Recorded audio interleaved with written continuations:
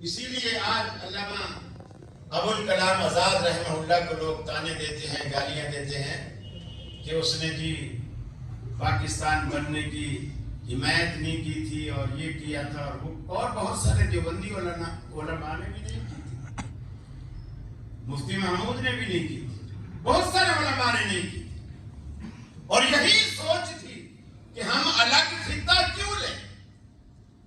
اقبال نے کہا نا کہ چین و عرب ہمارا، ہندوستان ہمارا، مسلم ہیں ہم سب، سارا جہاں ہمارا، یہ اسی حدیث کا مفہوم۔ وہ یہی کہتے تھے کہ تم کیوں ایک خطہ لے کر راضی ہو رہے، تبڑ ہے، ہمت ہے، لڑو، پورے ہندوستان پہ قبضہ کرو، پوری سرزمین آپ کی ہے۔ اور ہم نے وہ ٹکڑا لیا، اور اس ٹکڑے کے بعد بٹوارے شروع ہو گئے، آدھا مشرقی پاکستان وہ بھی ہم نے کھو دیا، وہ بھی ہم نے دے دیا۔ نبی رحمت صلی اللہ علیہ وسلم نے فرمایا یہ جو مال غنیمت ہوتا ہے، جو جنگ کرنے کے بعد دشمن چھوڑ کے بھاگ جاتا ہے، آپ نے فرمایا مجھ سے پہلے انبیاء پر یہ چیز حلال نہیں تھی، اللہ رب العالمین نے یہ غنائم مجھ پر حلال کیے، یہ غنیمتیں مجھ پر حلال کی۔ نبی کریم صلی اللہ علیہ وسلم نے قرآن پاک کے ذریعے ہمیں یہ بھی بتایا، پہلے جتنے بھی انبیاء دنیا میں آتے تھے وہ ایک علاقہ، ایک بستی، ایک قوم کی طرف آتے، ارائیوں کا الگ نبی، بلوچوں کا الگ نبی، قریشیوں کا الگ نبی، اور ڈیرہ غازی خان کا الگ، ملتان کا الگ، مختلف علاقوں کے مختلف انبیاء۔ لیکن رسول اللہ صلی اللہ علیہ وسلم کی جب باری آئی، اللہ نے وہ اپنی سنت ہی تبدیل کر دی، وہ طریقہ ہی بدل دی۔ چنانچہ قرآن مجید میں آتا ہے کہ جتنے انبیاء دنیا میں آتے گئے سب نے جب اپنی اپنی قوم کو مخاطب کیا تو فقال یا قوم کہہ کر مخاطب کیا۔ سیدنا نوح علیہ السلام، سیدنا ہود علیہ السلام، یہ جتنے بھی پیغمبر آتے گئے اسی طرح اپنی قوم کو مخاطب کیا۔ فرمایا فقال یا قوم اعبدوا اللہ ما لکم من الہ غیرہ۔ ہر پیغمبر جو بھی دنیا میں آتا گیا اپنی اپنی قوم کو مخاطب کر کے فقال یا قوم، اپنی قوم کو آواز دی، اے میری قوم کے لوگوں، اعبدوا اللہ ما لکم من الہ غیرہ، ایک اللہ کی بندگی کرو، اس کے سوا کوئی داتا و دستگیر نہیں۔ اللہ کا رزق کھانے کے بعد، اللہ کی نعمتیں استعمال کرنے کے بعد غیر کے آستانے پر جانا یہ نمک حرامی ہے۔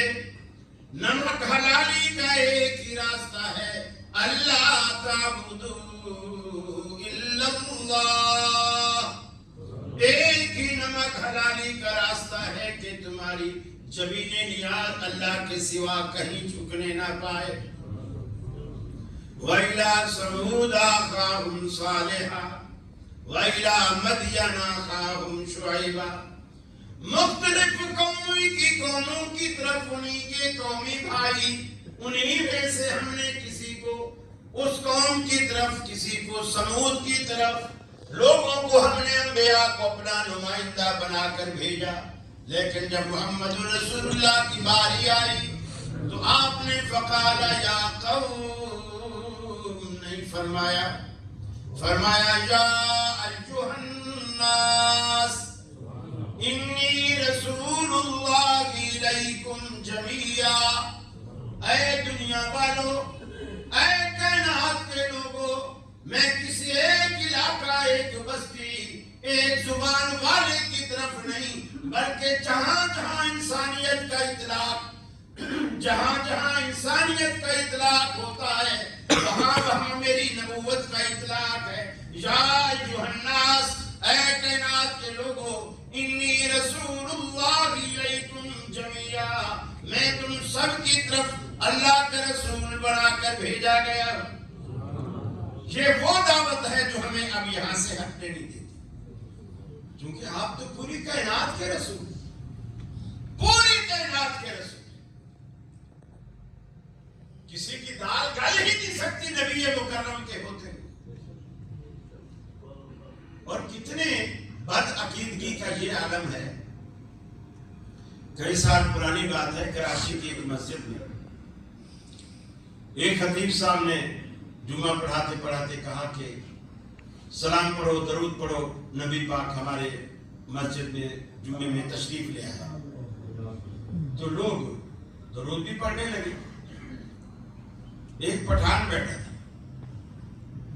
ابھی پٹھانوں کا تھوڑا سا بات، یہ سخت بھی ہوتے ہیں، اپنے عقیدے میں پکے بھی ہوتے ہیں۔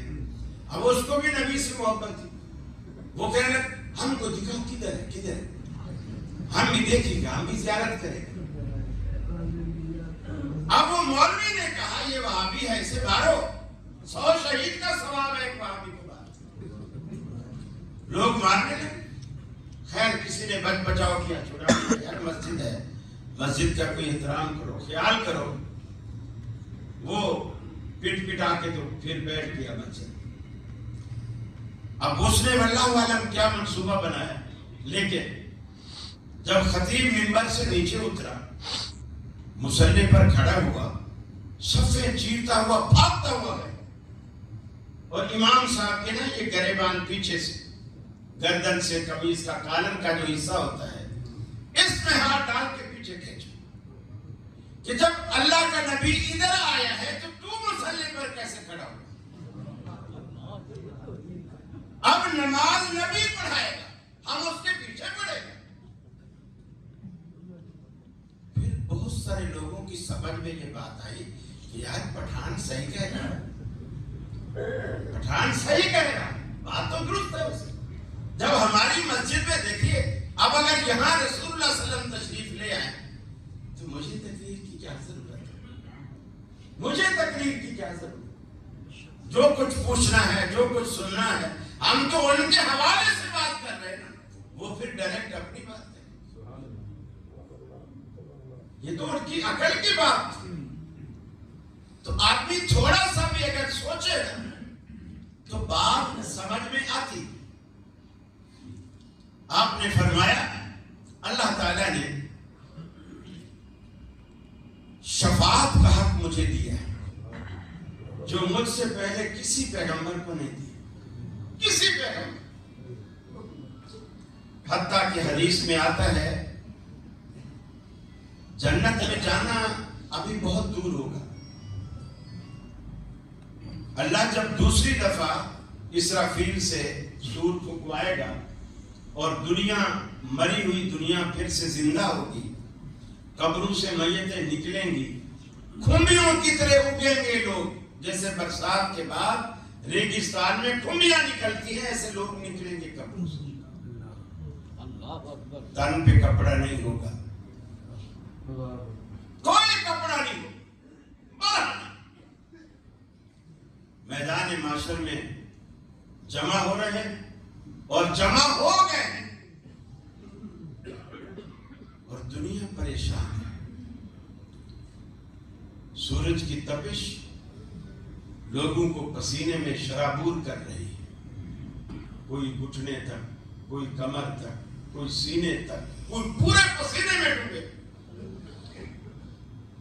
لیکن سب سے بڑی تکلیف کیا ہے کہ اللہ تعالیٰ حساب نہیں لے رہا، حساب نہیں لے رہا۔ ابھی جنت کی بات ہی نہیں ہے کہ جی وہ میری سفارش کرو مجھے جنت میں، ابھی یہ بات ہی نہیں۔ اللہ اس دنیا سے اتنا ناراض ہے